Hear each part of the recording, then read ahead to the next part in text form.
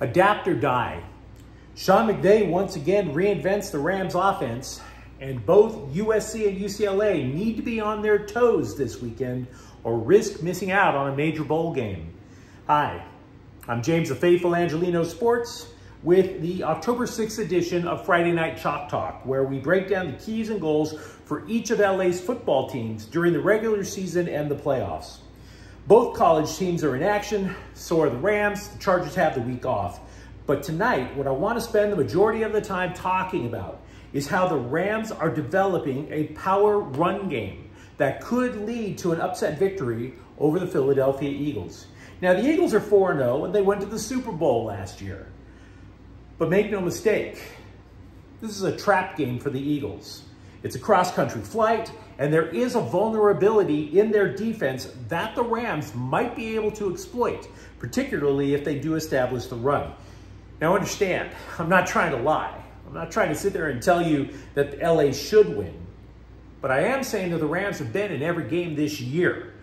And that includes San Francisco, a team that many people believe can go to the Super Bowl, and Cincinnati, which was on the road, and another Super Bowl possibility.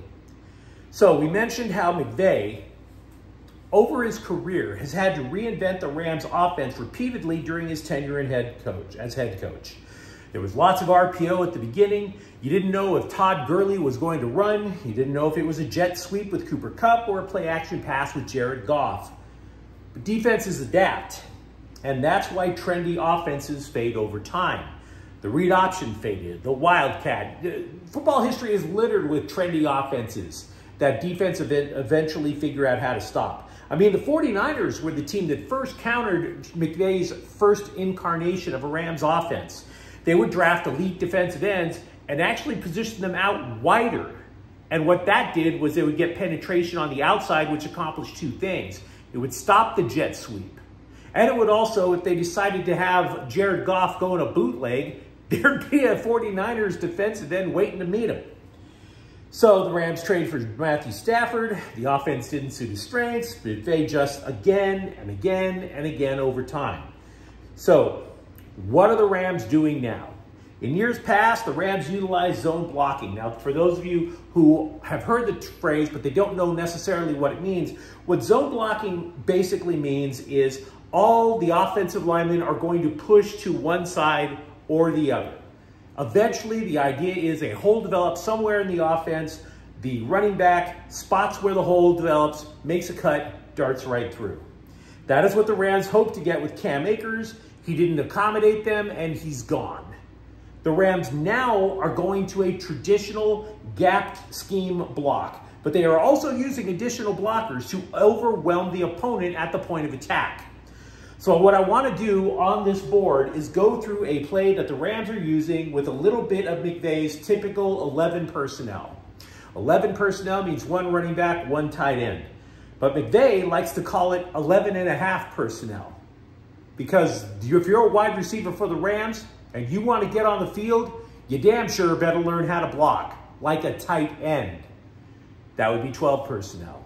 11.5. Great joke, Sean McVay. Look forward to seeing you on the open mic circuit, but I digress.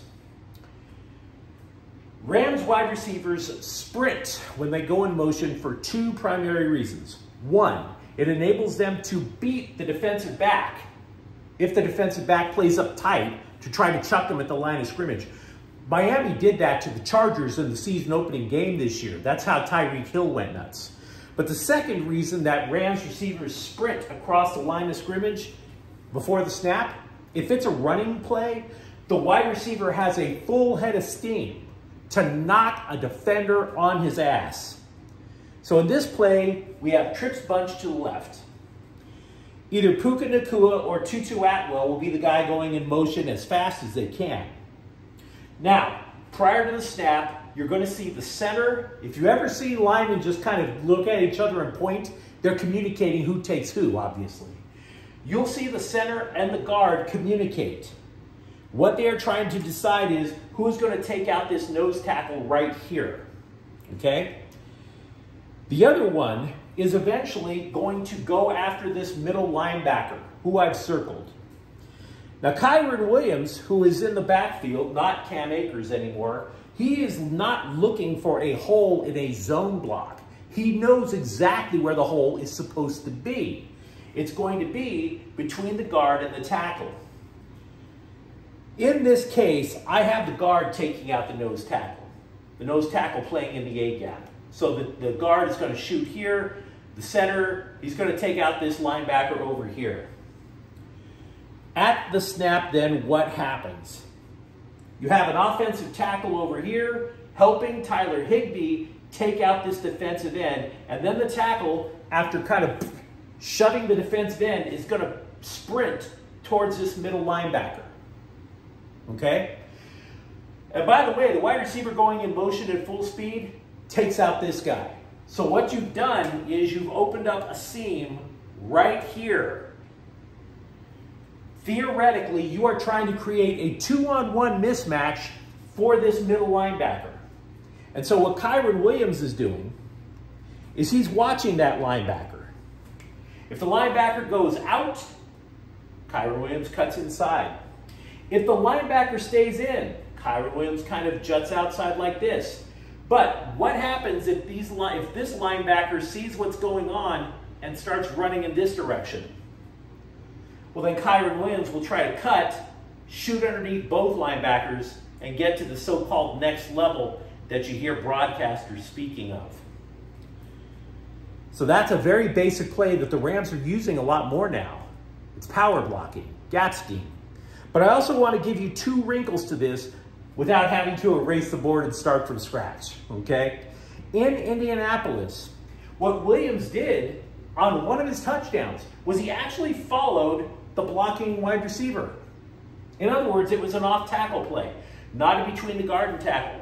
Puka Nacua sprinted across, sealed it off, and Williams shot through the hole between the tackle and the linebacker right here, because that was sealed off as well. Same principle, just a different location. Also, a final wrinkle where the Rams can eventually make their big exploitation. Say it's not Nacua in motion. Say it's actually speedster Tutu Atwell, sprinting like hell across the line of scrimmage. Now the defense fears having to cover Tutu Atwell because he's so damn fast. So if both linebackers decide to shift prior to the snap of the football, guess what happens? It leaves all of this area wide ass open for Puka Nacua to find an open spot in the zone in between the linebackers and the safeties. I suspect the Rams are going to use this formation with trips bunch a lot because it forces defensive backs to communicate and make decisions like that. And by the way, that is the vulnerability right now in the Philadelphia defense. Their defensive line can get to the quarterback, absolutely. But if the Rams can establish enough of a running game, that means somebody has to come up and help out against the run, which, by the way, also opens up areas. And if the Philadelphia Eagles defensive backs cannot communicate like they're supposed to, the Rams are just going to have a lot of big holes in the passing game for Stafford to exploit. Stafford has thrown for more than 300 yards in 3 of his 4 games this year. Yes, the Eagles can hit him. But again, if the Rams establish any kind of running game, they absolutely have a shot for the upset. So, let's shift gears. Over at the Coliseum on Saturday, look, Arizona is a huge underdog this weekend, and I straight up don't care. I don't care because I don't wager on football games, and we have heard about the Trojans being 3-touchdown favorites before. For Pete's sake, they were 3-touchdown favorites last week in Colorado, and look what the hell happened. And believe me, the Wildcats may be 3-2, but they have improved. They have a distinct identity on offense already. So much so that Caleb Williams saw what Arizona was doing, and he specifically asked USC to recruit Dorian Singer to the transfer portal to come to Heritage Hall last year. Singer playing for Arizona. Statistically speaking, you could also make the case that the defense they have is better than what the Trojans have. They allow fewer points per game. But in my opinion, the only way Arizona beats USC is if the 5-0 Trojans make the fatal mistake of looking ahead to playing at Notre Dame next weekend. Arizona's lost 10 in a row to USC. Caleb Williams is still Caleb Williams, and the Trojans do not turn the ball over. Jayden de Laura puts up some incredible numbers for the Wildcats, but he does turn the ball over. He's thrown 5 picks in just 3 games. And by the way, de Laura didn't even play last week because he was injured. That was Noah Fafita, who played well against Washington. Well, he threw for 232 yards. But if you're saying Arizona's going to win, what you're telling me is they're going to go on the road to LA with a 10-game losing streak against the Trojans, and the guy that's going to be under center is either only making his 2nd start of the year, his 1st on the road, I might add, or you're bringing back a turnover-prone quarterback coming off of an injury. Arizona is good for more than 2 turnovers a game. They've committed 10 so far this year. That's good enough for me, because you're going to give Caleb Williams extra shots at scoring. That's why I think USC is going to win. I don't know about Notre Dame yet. Finally, I want to start off talking about the Bruins by saying I have absolutely no idea who to take in UCLA versus Washington State. Because a freshman quarterback making only his 2nd start is just way too risky to get behind, even if he is one of the top recruits in the nation in Dante Moore, right? Moreover, the Cougars are ranked 13th for a reason. They're 4-0. They beat Oregon State. And Oregon State, by the way, last week defeated Utah, and Utah beat the hell out of UCLA a couple of weeks ago. So there's a lot of indicators that suggest Washington State should be the favorite in the game. But the Cougars are on the road. See, 3 of the Cougars' victories came up in Pullman, Washington. And what I want to do then, instead of predicting who's going to win, is give you a path to victory for the Bruins. UCLA knows damn well that the Cougars are going to pass. They have an air raid offense. Washington State has the 6th best offense in the nation. Number 2 in passing.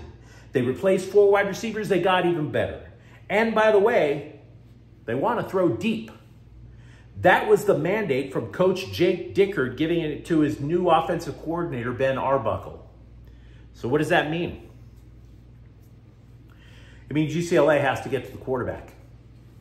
It does.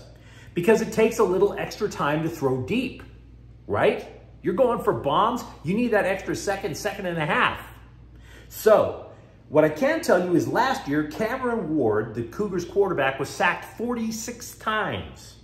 He's been sacked 8 times so far this year already, which means that, yeah, they're protecting him a little better, but they haven't faced a defensive front like what UCLA has.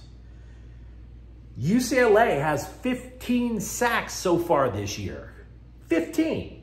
They stood toe-to-toe with a very physical Utah team, in Utah, I might add. So Laiatu Latu, the Murphy twins, they got to get to Ward early. If they don't, you are asking a lot of the Bruins defensive backfield. So to me, that, I hate to use the cliche key to the game, but that's the key to the game, right there. Putting Ward in the dirt. So in sum, I believe UCLA will win. I believe the Rams can pull off the upset.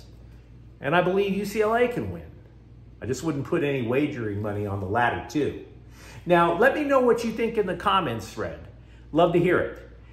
If you enjoyed this content, don't forget to subscribe to Faithful Angelenos. We're talking about the Rams, Chargers, USC, and UCLA every single day here. Thank you for watching. I'm James. We'll be back tomorrow. Faithful Angelenos is a Quian Corte El Queso production. Take care.